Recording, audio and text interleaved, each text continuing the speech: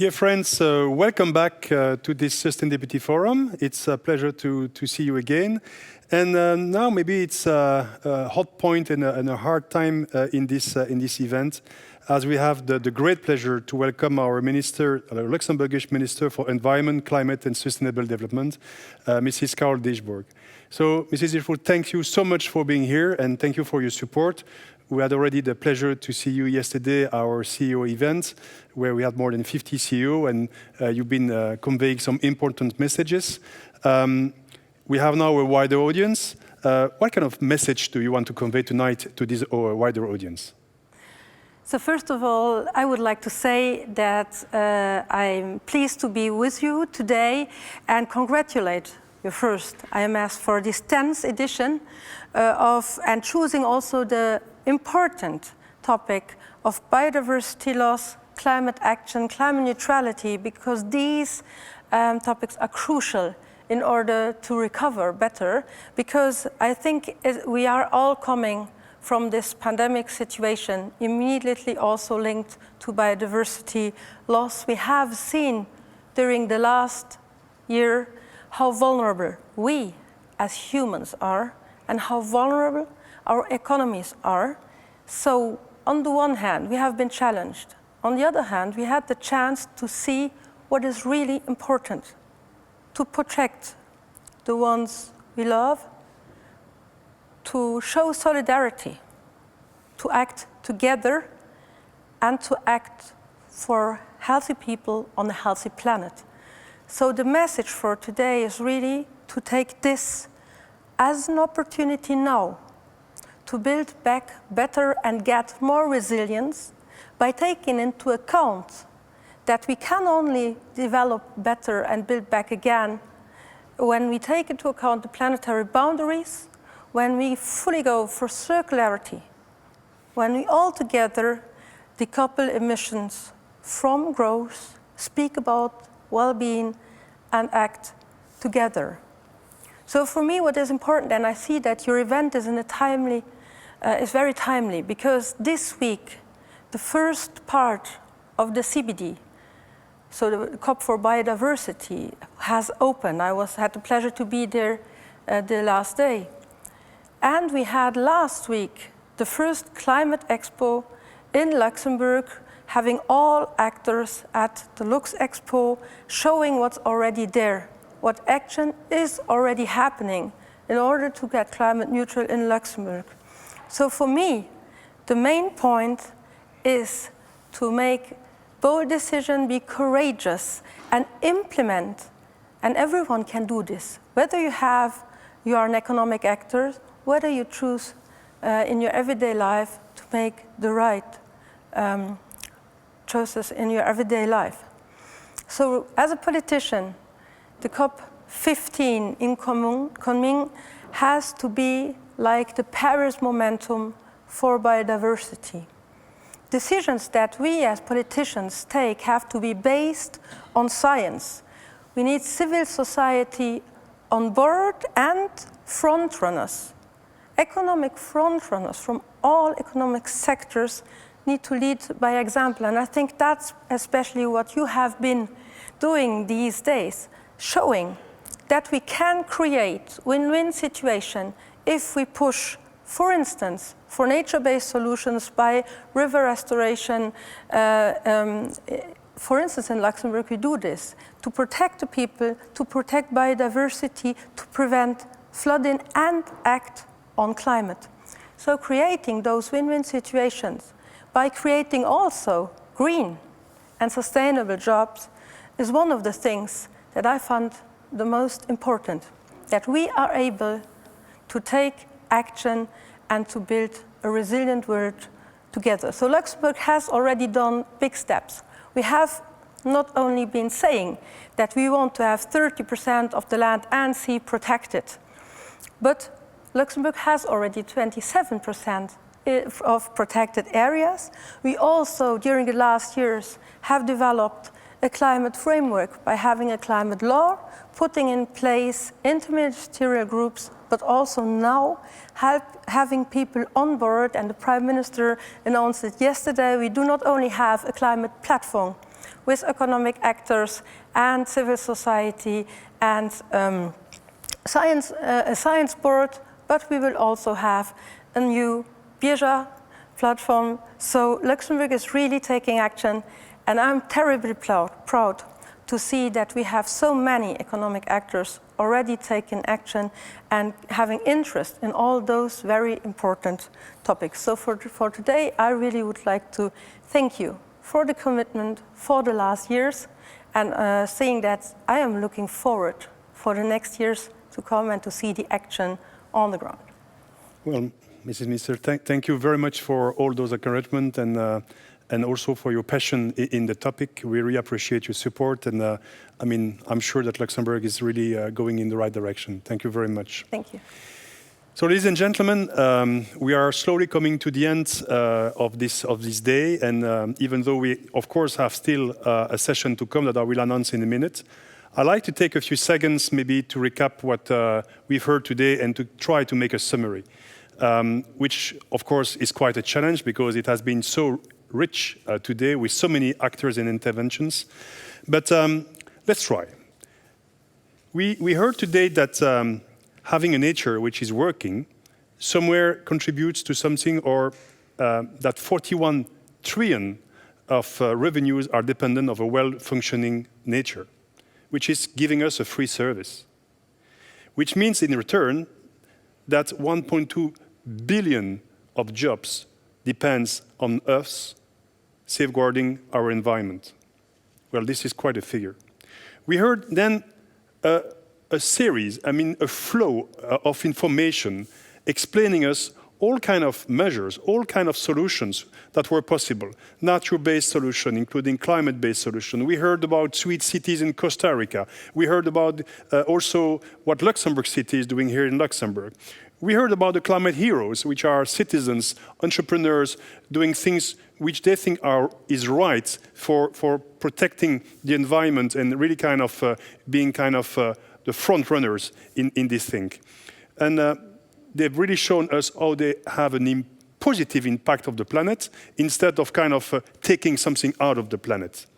We've seen that there are some robust solutions and system in place showing really positive impacts on nature.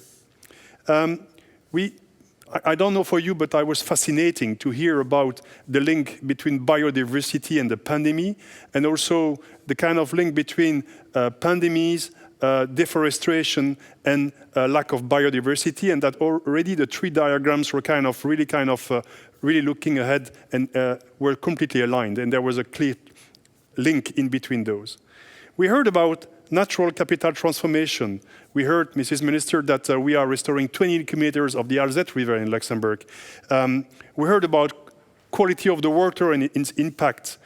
We heard about monitoring tools, satellites.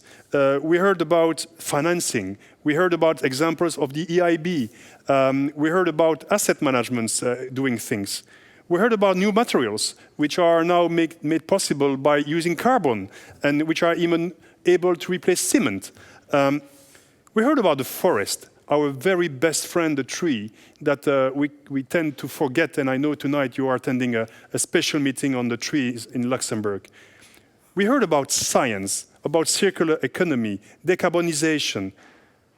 Well, you know, if I'm looking at this, when we started this morning, I was stating that basically we have a very complex system, and that all those fields are really kind of complex because they are diverse and they are all interrelated.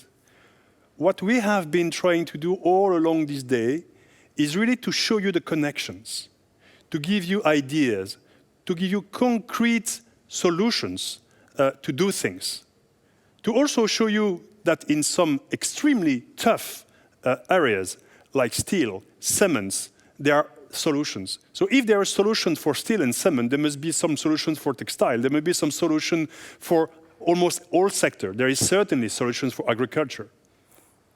So what's missing? I would say nothing is missing. There is money, there is science, there are evidences. So what's missing? Well, maybe sometime one thing. the will, the goodwill, the passion, the drive, the vision. Do you have a vision? Do we still want to be on Earth in a few decades? Because I told you this morning, 2030 is not a threshold which is there just for fun. It's a wall, and we don't know what's behind that wall. 1.5 degrees is not, something we set like this. It's an objective beyond which we don't know what's going to happen. And we know that we are accelerating on the path through making things happening. Are we fast enough? We know in energy, and that has been an announcement this morning by the International Energy Association, saying that we need to triple or quadruple on investment on sustainable energy. Why don't we do it? Isn't it enough money? There is enough money. But why do we invest this in other things? The most important thing is what we just have on our own feet, is what we breathe. If we don't have earth, if we can't breathe air, if we can't eat tomorrow decent food, if we can't drink water, all the rest will be, I can tell you, a very nice dream, rememberings. So today we enjoy a fantastic life, at least in the western part of the world. It's our choice to keep a certain level of standard of living for the future, already for us, because sometimes we tend to think it's only for maybe the next generations. That's over, ladies and gentlemen. This is for us. We're going to live this. We're going to see this. You are already looking at all those things happening over the summer and over the winter. You see ice melting. You see all those fires. You see the floodings. This is only the beginning. So if there is only one thing which is missing, is maybe the idea that there is a real urgency. If I'm comparing what happened in the very last big event where almost all humanity gathers to change the course of history, that was Second World War. We stopped everything. We sent all the forces to kind of do something different. And we fought to have something we thought was good for humanity. Freedom of speech, and whatever. Well, this is even more important this time, because it's the blue planet. And it's written on my T-shirt, it should be somewhere engraved in your minds. There is no planet B. There is no alternative. And if you look at the foolish who are kind of doing tourism in this space, well, they're just looking at something which is unique. It is unique in its balance. It is unique in the ecosystem. It is still time to correct the trajectory, to make that the graph is going down, that temperature is kind of below 1.5, that carbon is under control. We can do it. We have science. We have money. We just need to direct science and money into the right direction. It takes will, it takes vision, it takes passion. But more importantly, it takes courage. On that, ladies and gentlemen, I'd like maybe to also for this event, thanks all the people who made this event possible. Maybe first, I'm going to be a little bit selfish and think to my teams and the IMS teams. So thank you, ladies and gentlemen. You know, there are 17 people working with full passion on this topic. So thank you very much for your dedication. I know it's a year of preparation. So thank you for that. Of course, I'd like to thank all the people who've been intervening over these days, all our guests, either remotely or physically on the plateau. So thank you very much for that. Obviously, our sponsors, AG2R La Mondiale, ArcelorMittal, EIB, BNP Paribas Asset Management, PwC, and Société Générale. All our partners, of course, Luxembourg made it happen, who is kind of putting durability in the center of the image of Luxembourg. The Minister of Environment, Climate, and Sustainable Development, and of course the City of Luxembourg, who is putting this fantastic place at disposal. Now, that's it.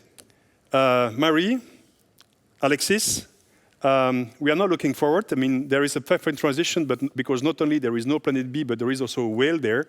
And I know you're going to talk about what's going to happen under the water. So this is now place for the last big entretien. So floor to you, please. Thank you very much.